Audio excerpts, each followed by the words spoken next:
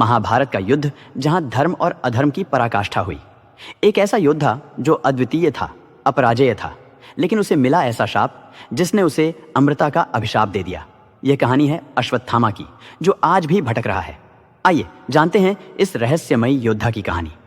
अश्वत्थामा महाभारत के महान गुरु द्रोणाचार्य और कृपि के पुत्र शिवजी के अनन्य भक्त थे।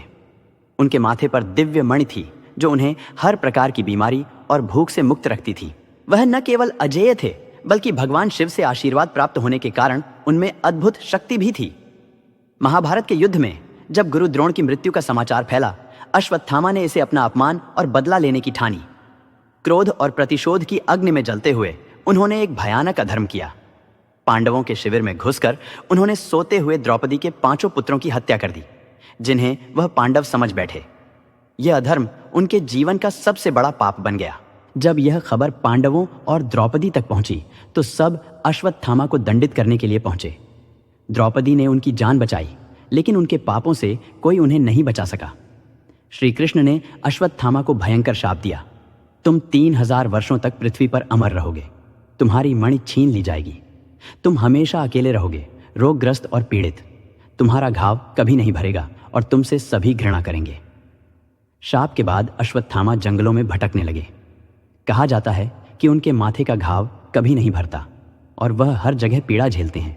कई लोग दावा करते हैं कि उन्होंने अश्वत्थामा को आज भी जीवित देखा है। मध्य प्रदेश के असीरगढ़ किले के पास के लोग कहते हैं कि वह वहां के शिव मंदिर में पूजा करने आते हैं। हिमालय की गुफाओं में भी उनकी उपस्थिति की कथाएं सुनने को मिलती है, लेकिन यह सिर्फ रहस्य है या सच, ये कोई नहीं जानता। अश्वत्थामा का जीवन हमें एक बड़ा संदेश देता है। क्रोध और अधर्म का अंत हमेशा दुखदायी होता है। उनका अमृतत्व कोई वरदान नहीं, बल्कि एक अभिशाप है। यह कहानी हमें याद दिलाती है कि सही रास्ते पर चलना कितना जरूरी है। तो क्या आप मानते हैं कि अश्वत्थामा आज भी जीवित हैं? क्या आपने उनके बारे में कोई कहानी सुनी है? हमें अपने विचार कमेंट करके जरूर बताएं।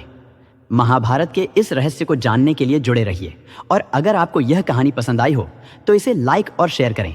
सब्सक्राइब करना न भूलें।